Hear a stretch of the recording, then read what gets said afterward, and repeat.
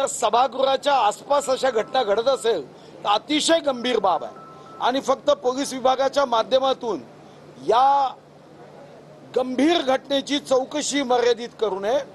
हक्कभंग समितीला हे काम दिलं पाहिजे, अनुशासन समिती निर्माण केली पाहिजे आणि हक्कभंग समितीच्या माध्यमातून जो कोणी चूक केली, ज्याने कोणी गुन्हा केला त्याला 2029 पर्यंत प्रत्येक अधिवेशनात जेलमध्ये टाकलं पाहिजे। मी माननीय जितेंद्र आव्हाडजीशी या ठिकाणी चर्चा केली, गोपीचंद पडळकरजींनी दिलगिरी व्यक्त केली आणि मला असं वाटतं की विधानमंडळाचं जे पवित्र सभागृह आहे या पवित्र सभागृहाच्या प्रिमायसेसमध्ये असा राडा होणे, विधिमंडळाचं पावित्र्य त्या ठिकाणी न राखणे हे काही आपल्याला शोभणारं नाही आहे। यानंतर मात्र कुणीही कुठल्याही पक्षाचं असो, कुणीही असो, सत्ताधारी असो किंवा विरोधी पक्षाचे असो, कुणीही अशी घटना यानंतर विधिमंडळ परिसरात होणार नाही याची काळजी सर्वांनी घेतली पाहिजे।